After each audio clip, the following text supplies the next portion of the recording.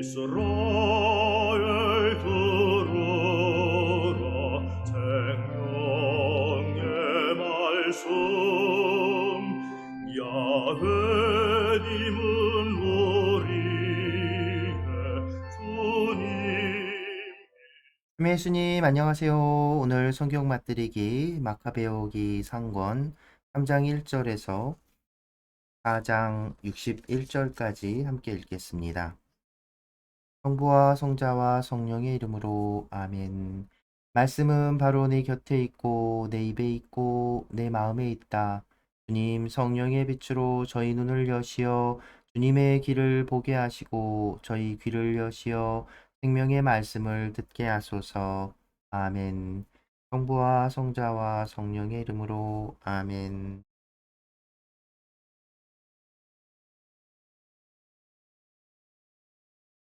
유다 마카베오에 대한 찬사. 마카베오라고 불리는 그의 아들 유다가 그 뒤를 이었다. 유다의 모든 형제와 아버지에게 합세하였던 이들이 모두 그를 도와 기쁘게 이스라엘을 위하여 전쟁을 하였다. 그는 자기 백성의 영광을 널리 떨쳤다. 거인처럼 가슴바지 갑옷을 입고 무기를 허리에 차고 전투할 때마다 칼을 휘두르며 진영을 보호하였다. 그는 사자처럼 활약하였으니 먹이를 보고 으르렁거리는 힘센 사자 같았다. 그는 무도한 자들을 찾아 내쫓고 자기 백성을 괴롭힌 자들을 불살라 버렸다. 무도한 자들은 그가 두려워 움츠러들고 무법을 일삼던 자들은 모두 어쩔 줄 몰라 하였다. 그의 손으로 구원이 순조로이 이루어졌다. 그는 많은 임금에게 쓴맛을 보게 하였지만 그 위협은 야곱을 기쁘게 하였다. 사람들은 영원토록 그를 기억하며 기릴 것이다. 그는 유다의 성읍들을 두루 다니며 그곳에서 사악한 자들을 몰살시켜 이스라엘에서 진노를 돌려놓았다. 그는 땅끝까지 이름을 떨치고 멸망해 가는 이들을 한데 모았다. 유다 마카베오의 첫 승리. 아폴로니우스는 이스라엘을 공격하려고 이민족들과 일부 사마리아인들을 모아 큰 군대를 조직하였다. 이를 알고 유다가 마주나가 그를 쳐서 죽여버렸다. 그 밖에도 많은 적군이 부상하여 쓰러지고 나머지는 달아났다. 유다인들은 그들에게서 전리품을 거두었는데 아폴로니우스의 칼은 유다가 차지하여 평생 그 칼을 가지고 싸웠다. 유다가 한때의 군사와 자기에게 충실한 이들의 무리를 한데 모아 전쟁에 나섰다는 말을 듣고 시리아 군대의 장수 세로는 이렇게 말하였다. 이제 내 이름을 떨치고 이 왕국에서 영광을 누려야지. 임금님의 말씀을 비웃는 유다와 그의 병사들을 무찔러야지. 사악한 자들로 이루어진 강력한 군대도 그를 도와 이스라엘 자손들에게 복수하려고 그와 합세하여 함께 올라왔다. 세론이 벳호론 오르막길에 가까이 왔을 때 유다는 얼마 되지 않는 군사를 거느리고 그를 맞아 싸우러 나갔다. 이들이 자기들을 치러 오는 군대를 보고 유다에게 말하였다. 얼마 되지 않는 우리가 저렇게 많고 강한 자들과 어떻게 싸울 수 있겠습니까? 그러자 유다가 대답하였다. 적은 수로도 많은 수를 쉽게 막을 수 있다. 하늘이 구하려고 할 때에는 수가 많고 적은 것이 문제가 되지 않는다. 전쟁의 승리는 군대의 크기가 아니라 하늘에서 내려오는 힘에 달려 있다. 저들이 방자하고 무도하게 우리와 우리 아내와 아이들을 없애버리고 약탈하려고 덤벼들지만 우리는 우리의 목숨과 관습을 지키려고 싸우는 것이다. 그분께서 친히 우리 앞에서 저들을 무너뜨리실 것이니 너희는 저들을 두려워하지 마라. 유다가 말을 마치고 세론과 그의 군대를 급습하자 그들은 유다 앞에서 무너졌다. 유다는 벳호론 내리막길을 달려 들판까지 뒤쫓아갔는데 그들 가운데 800명이 쓰러지고 나머지는 필리스티아 땅으로 달아났다. 그러자 사람들은 유다와 그의 형제들을 두려워하기 시작하였고 주변의 민족들은 공포에 사로잡히게 되었다. 유다의 명성은 임금에게까지 알려지고 민족들마다 그가 한 전투들을 두고 이야기하였다. 안티오코스가 페르시아로 떠나며 리시아스를 섭정에 임명하다. 안티오코스는 이러한 사실을 듣고 몹시 화가 나 사람들을 보내어 나라의 모든 부대를 소집하고 매우 강력한 군대를 조직하였다. 그리고 자기 금고를 열어 군사들에게 1년치 봉급을 주며 모든 사태에 대비하라고 명령하였다. 그러나 그는 국고에 돈이 떨어지고 자기가 예로부터 내려오던 관습을 없애버림으로써 이 땅에 일어난 내란과 재앙 때문에 이 지방에서 올라오는 조공조차 적어졌다는 사실을 알게 되었다. 그리하여 그는 이전의 임금들보다 경비와 선물을 아끼지 않고 넉넉히 주워오다가 이제는 그렇게 할 돈이 없지 않을까 걱정하게 되었다. 크게 당황한 그는 페르시아로가 그곳 여러 지방에서 조공을 거두고 많은 돈을 모아오기로 결심하였다. 그는 탁월한 인물이면서 왕족인 리시아스에게 유프라테스 강에서 이집트 경계에 이르기까지 임금의 행정을 맡겼다. 그리고 자기가 돌아올 때까지 자기 아들 안티오코스를 맡아 기르게 하였다. 또한 그에게 군대의 절반과 코끼리들을 주면서 자기가 하려고 했던 모든 일에 관하여 지시를 내렸다. 유다와 예루살렘의 주민들에 관해서는 그들에게 군대를 보내어 이스라엘의 병력과 예루살렘에 남아있는 자들을 없애버리고 그곳에서 그들에 대한 기억마저 지워버리라고 하였다. 그리고 그들의 온 영토에 외국인들을 이주시켜 그들의 땅을 나누어 주라고 하였다.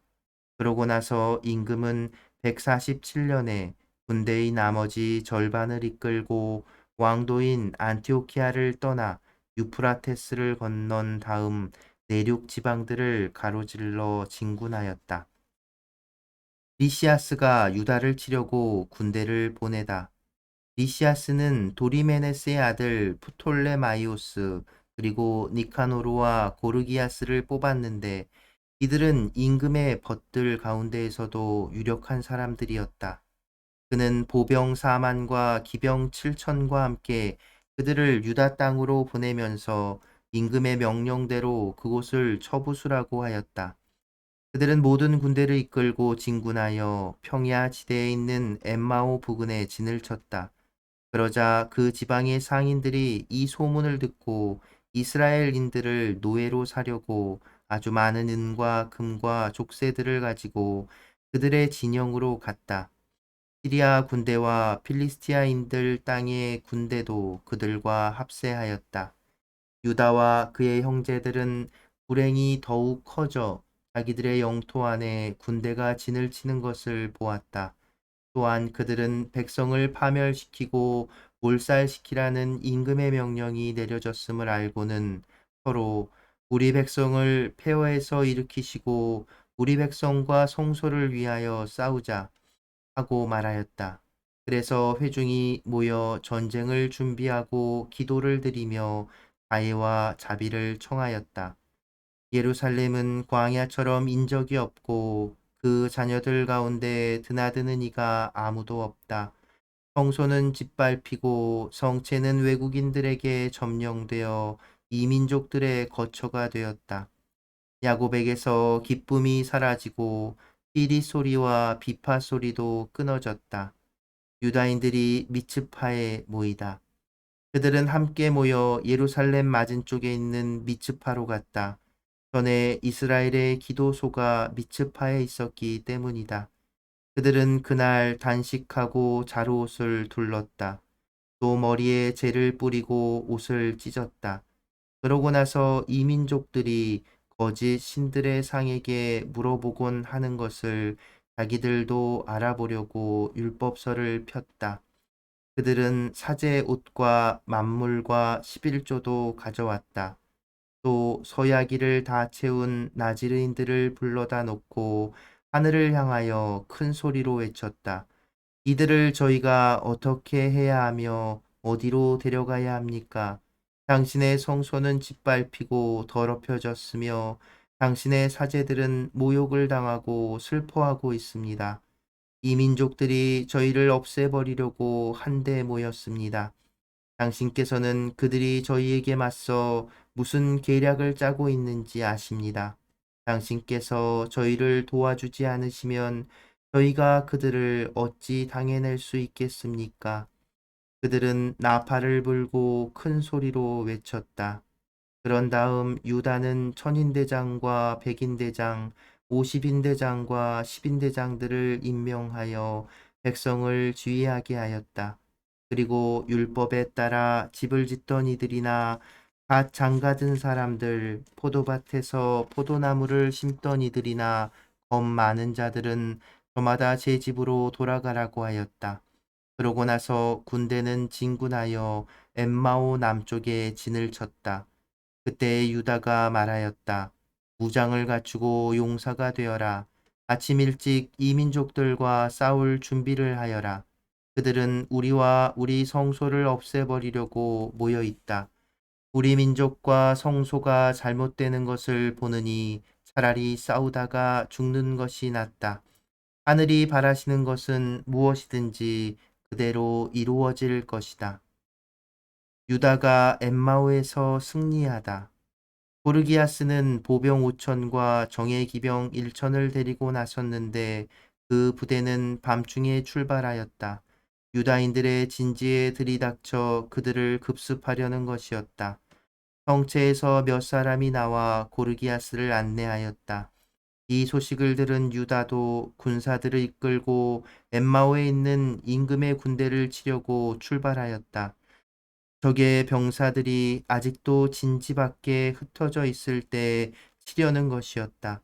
고르기아스는 밤중에 유다의 진지에 이르러 아무도 없는 것을 보고는 이 자들이 우리를 피해 달아났구나 하며 산으로 그들을 찾아 나섰다. 날이 셀 무렵에 유다가 병사 3천과 함께 들판에 나타났다. 그러나 그들은 바라는 만큼 갑옷과 칼을 갖추지 못하였다. 그들이 보니 이 민족들의 진지는 방비가 튼튼하였고 그 둘레를 기병대가 에워싸고 있었다. 더구나 그 자들은 전투에 익숙한 자들이었다. 그때 유다는 자기 군사들에게 이렇게 말하였다. 저들의 수가 많다고 두려워하지 말고 저들의 공격을 겁내지 마라. 파라오가 군대를 이끌고 뒤쫓아왔을 때 우리 조상들이 홍해에서 어떻게 구원받았는지 상기하여라. 이제 하늘을 향하여 부르짖자. 그리하여 그분께서 우리에게 호의를 베푸시어 조상들의 계약을 기억하시고 오늘 우리 앞에 있는 저 진지를 쳐부수어 주시게 하자. 또한 이스라엘을 구속하시고 구원하시는 분이 계시다는 것을 모든 민족이 알게 하자. 그 외국인들은 눈을 들어 맞은 쪽에서 오는 그들을 보고 싸우려고 진지에서 나왔다. 유다의 군사들도 나팔을 불고 맞서 싸웠다. 그리고 그 이민족들을 쳐부수었다.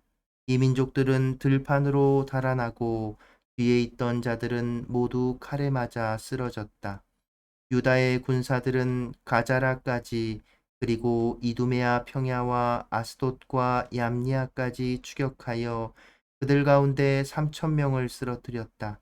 그러고 나서 유다와 그의 군대는 그들을 뒤쫓는 것을 그만두고 돌아왔다. 유다가 백성에게 일렀다. 우리가 치를 전투가 더 남아 있으니 전리품에 욕심을 내지 마라. 고르기아스와 그 군대가 우리 가까이 저 산속에 있다. 지금은 적들과 맞서 싸워야 한다. 그 뒤에 마음껏 전리품을 차지하여라. 유다가 이 말을 마칠 즈음 산 위에서 적의 한 부대가 이쪽을 살피고 있었다. 그들은 저희 편이 패주하고 유다인들이 진지를 불태우는 것을 보았다. 피어오르는 연기가 무슨 일이 있었는지 알려주었던 것이다. 사태를 파악한 적들은 몹시 겁을 내었다. 게다가 유다의 군대가 들판에서 싸울 준비를 하고 있는 것을 보고는 모두 필리스티아인들의 땅으로 달아났다. 유다는 다시 가서 적진을 털고 많은 금과 은, 보라색 천과 자홍색 천, 그리고 그 밖에도 많은 재물을 거두어 들였다.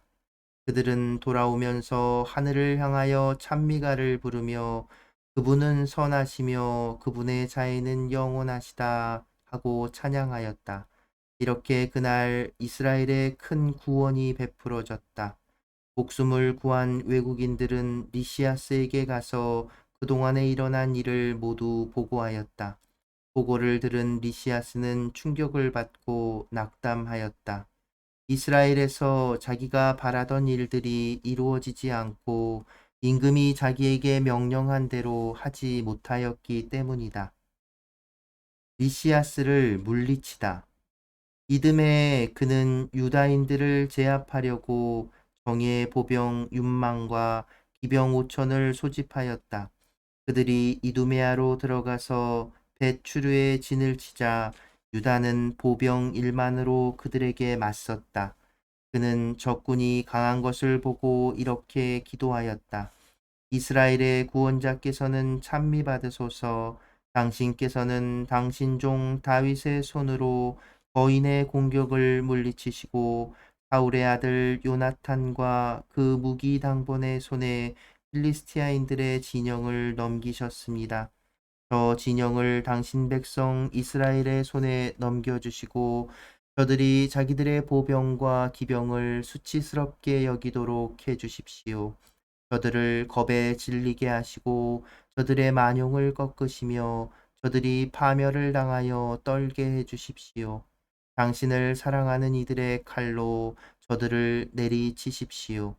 당신 이름을 아는 모든 이가 찬미가로 당신을 찬양하게 해주십시오.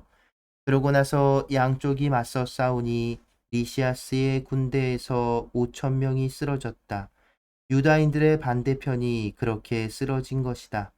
리시아스는 자기 부대가 패주한 반면 유다의 부대는 사기가 올라 죽든 살든 용감히 싸울 준비가 된 것을 보고 안티오키아로 퇴각하였다. 그리고 유다 땅에 다시 쳐들어오려고 더 많은 용병을 모집하였다. 성전을 정화하고 다시 봉헌하다. 유다와 그 형제들은 이제 우리 적을 무찔렀으니 올라가서 성소를 정화하고 봉헌합시다 하고 말하였다. 그래서 온 군대가 모여 시온산으로 올라갔다.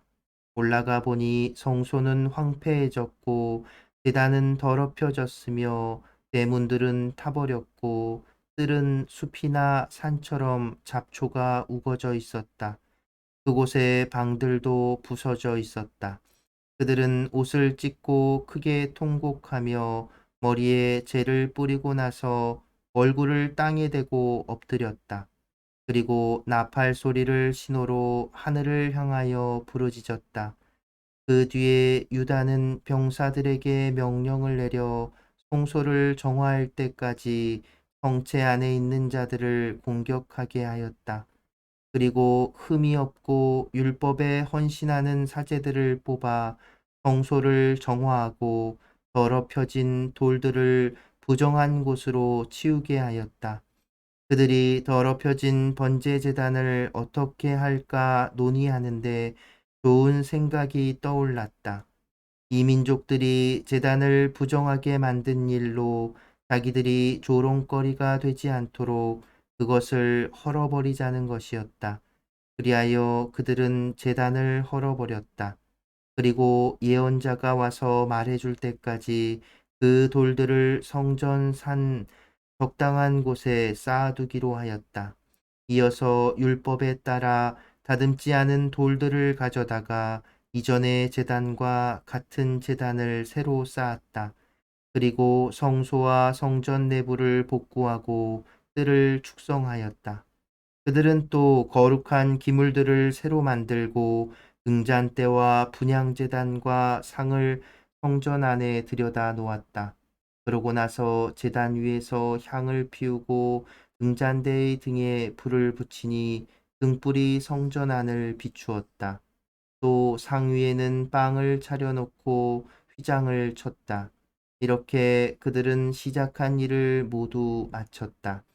그들은 148년 아홉째 달, 곧 키슬레우 달 25닷새 날 아침 일찍 일어나 새로 만든 번제 제단 위에서 율법에 따라 희생 제물을 바쳤다. 이 민족들이 제단을 더럽혔던 바로 그때, 그날 그들은 노래를 하고 수금과 비파와 자바라를 연주하며 그 제단을 다시 봉헌한 것이다. 온 백성은 얼굴을 땅에 대고 엎드려 자기들을 성공의 길로 이끌어 주신 하늘을 찬양하였다. 그들은 여드레 동안 제단 봉헌을 경축하였는데 기쁜 마음으로 번제물을 바치고 순교 제물과 감사 제물을 드렸다. 또 성전 앞면을 금관과 방패로 장식하고 대문을 새로 만들었으며 방에도 모두 문을 달았다. 백성은 크게 기뻐하였다. 이렇게 하여 이민족들이 남긴 치욕의 흔적이 사라졌다. 유다와 그의 형제들과 이스라엘 온 회중은 해마다 그때가 돌아오면 키슬레우 달 25닷새 날부터 여드레 동안 제단 봉헌 축일로 기쁘고 즐겁게 지내기로 결정하였다. 그들은 또 시온산 둘레에 높은 성벽을 쌓고 튼튼한 탑을 세워 이민족들이 전에 한 것처럼 그곳을 짓밟지 못하게 하였다. 유다는 그곳을 지킬 군대도 배치하였다. 그러고 나서 벳추르의 수비를 강화하여 백성에게 이두메아 쪽 요새를 마련해 주었다. 성부와 성자와 성령의 이름으로 아멘. 말씀은 내 발의 등불이요 나의 길의 빛이옵니다. 주님, 저희가 성경을 생명의 말씀으로 믿고 기도하며 살고 선포하게 하시어 언제나 성령 안에서 평화와 기쁨을 누리게 하소서. 아멘. 성부와 성자와 성령의 이름으로 아멘. 예수님, 안녕하세요. 네.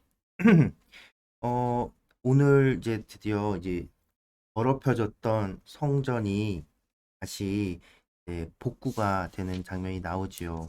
앞선 이제 2장에서 어떤 장에서 이 임금 이름이 참 입에 안티오코스 이 임금이 성전에다가 뭘 세운 거냐면 황폐를 부르는 혐오스러운 것이라고 얘기하는데 데우스 신상, 그리스 신화 그 주신이죠. 제우스 신상을 세운 거예요. 그러고 나서는 이제 종교를 이제 강요하고 유다교를 이렇게 받겠던 건데 그것에 이제 거룩한 이제 사람들 하시딤들까지도 마카베오에 합류하게 되고 그러면서 이제 이 진영이 커지고 단지 어떤 게릴라전에서 시작해서 이제 셀레우코스 왕조와 이제 전쟁을 치를 수 독립전쟁의 성격으로 완전히 퍼져 있는 거죠. 그리고 유다는 그 계속해서 승리를 이렇게 이끌어냅니다. 그러니까 이 당시에 이 유다 마카베오가 이스라엘 사람들에게 얼마나 영웅적인 사람이었겠어요. 그런데 더 중요한 것은 이 유다 마카 전쟁 전에 언제나 불리한 전쟁이었어요. 상대편이 이 군사도 훨씬 많고 더 강해 보이는 그런 불리한 전쟁들 앞에서 이 유다 마카베오가 언제나 이제 자기 편 유대인들에게 용기를 심어주죠. 전쟁은 하느님의 힘에서 결정되는 거다. 많고 적음이 중요하지 않다. 또 여호수아를 떠올릴 만한 그런 인물인 거죠. 하느님께 충실하면 우리가 이길 수 있다는 용기를 주면서 계속해 승리를 이끌고 결국은 예루살렘 성전까지도 회복하고 다시 성전을 정화하는 일까지도 해냅니다. 앞서 이 마카베오 유다 마카베오가 사제 집안 인물이잖아요. 근데 사제 이제 그래서 뒤에도 나오겠지만 그래서 이제 이 마카베오를 이제 마카베오 가문에서 왕조가 새롭게 지배 통치자로서 백성들에게 추대되기도 하고 그래서 이제 사제이면서 왕인 그런 어떤 뭐 왕적인 왕권과 같은 어떤 권한을 가진 사제 뭐 이런 형태 이게 예수님 시대에 그 대사제가 가지고 있었던 그런 뭐랄까 인지도랄까 그런 것들이 얼마나 강한 것이었는지를 생각해 볼 수 있을 겁니다. 또 어제 읽은 부분에 나오는데 여기 또 하시딤이라고 하는 사람들이 나오잖아요. 말 그대로 그 뜻은 이제 거룩한 사람들이라는 뜻인데 바로 이 하시딤들한테서 세네파라든지 아니면 바리사이파라든지 이런 예수님 시대까지 남아있는 종교 파벌이라고 해야 될까 숨겨놨다고 그리고 이 성전 그 마카베오기 상본에서는 하느님을 직접 언급하지를 않아요. 이제 그런 것들이 드러나는 게 유다의 말 중에서 유다가 이제 전쟁 첫 번째 전투에 앞서서 사람들에게 얘기했던 부분에서도 드러나는데요. 3장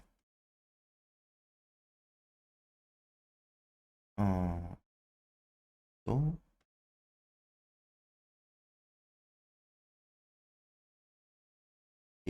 3장 19절 전쟁의 승리는 군대의 크기가 아니라 하늘에서 내려오는 힘에 달려 있다라고 얘기하죠. 그러니까 하느님의 힘 이렇게 하지 않고 하늘이라고 표현을 해요. 또 직접적으로 또 마카베오기 상본에서는 하느님을 언급하지 않습니다. 그러니까 이 마카베오 항쟁에 참여했던 사람들도 그렇고 또 이 마카베오기를 그 기록한 그 저자 역시도 굉장히 뭐랄까 하나님의 이름을 함부로 부르지 않으려는 노력이라고 해야 될까요? 그런 것들을 기울인 듯해요. 그래서 하나님을 이렇게 직접적으로 언급하거나 부르지 않는 모습을 이렇게 보이고 있습니다. 그래서 그리고 이제 성전 마지막으로 이제 성전에 올라가기 전에 미츠파에 모여서 나지르인들을 불러다 놓고 외쳤다고 하잖아요. 나지르인들은 이제 봉헌 생활을 하는 사람들, 어떤 서약을 하고 하나님께 봉헌된 사람들인데 왜 이런 이야기가 이렇게 된 거냐면 이제 나지르인 서약을 하고 그 서약 기간이 끝나면 이제 성전에 가서 이제 그 하나님께 제물을 봉헌하고 그 서약을 이제 완수해야 하는데 이 성전이 더럽혀졌으니 이 나지르인들이 갈 데가 없다는 거예요. 그래 하나님 이들을 데리고 어디로 가야 합니까? 라고 미츠파 그나마 성전에 갈 수 없으니 그 조상들의 어떤 성지라고 할 수 있는 기도하던 곳에 가서 하느님께 기도를 한 거죠.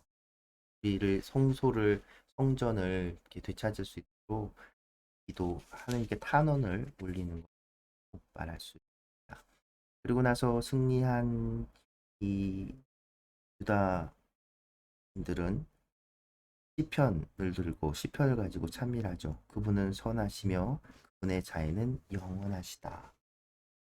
오늘은 가톨릭 성가